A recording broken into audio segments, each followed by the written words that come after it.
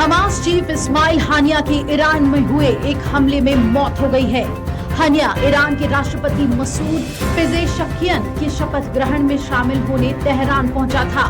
Tehran में हुए इस हमले की जिम्मेदारी अभी किसी ने नहीं ली है। हालांकि ईरान की मीडिया इस हमले के पीछे इजराइल का हाथ बता रही है। उधर हमास ने भी अपने चीफ हानिया की मौत पर प्रतिक्रिया दे दी है। हमास से जुड़े शेहब समाचार आउटलेट ने हमास के अधिकारी मौसा अबू मरज़ूक हवाले से कहा है कि हत्या कायरतापूर्ण कृत्य है। इतना ही नहीं, हमास ने कहा कि इस्माइल हानिया की मौत बेकार नहीं जाएगी। हमास ने इस हमले का बदला लेने की धमकी दे दी है।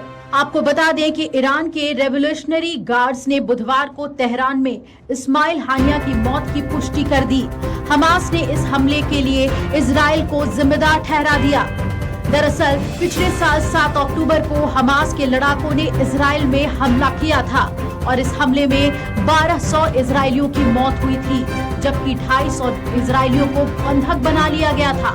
इस हमले के बाद से हमास के टॉप लीडर्स इजराइल के निशाने पर थे।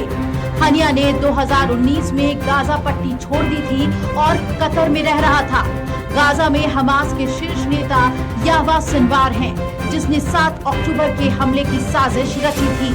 इससे पहले अप्रैल में हानिया के परिवार पर इजराइल की ओर से हमला किया गया था।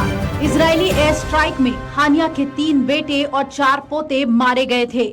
हमास ने इस हमले को आतंकी कार्रवाई बताया था। कुछ समय पहले इस्माइल हानिया ने कहा था कि इजराइल के साथ इस जंग में उसके परिवार के 60 लोगों की मौत हुई है। इजराइल से इस जंग में फिलिस्तीन में अब तक 38,000 लोग मारे गए हैं। आपको बता दें कि हमास की राजनीतिक शाखा का प्रमुख इस्माइल हानिया ही था, जिसे मार गिराया गया।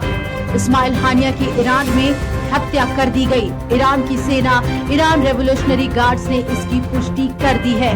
इस्माइल हानिया का मारा जाना हमास के लिए बहुत बड़ी शिकस्त है और एक बड़ा झटका इसे माना जा रहा है। अब देखना है कि सिनवार इस हमले के बाद, जो कि धमकी भरे लहजे में कह रहा है कि इस मौत का बदला लिया जाएगा, वो इजराइल के ऊपर क्या एक्शन लेता है। जबकि दुनिया को याद है कि नेतन्याहू ने अमेरिका पहुंचकर सीधे लफ्जों में कहा था कि एक एक को मौत के घाट उतारा जाएगा। हमास को पूरी तरीके से खत्म करके ही चैन की सांस IDF और इजराइल लेगा।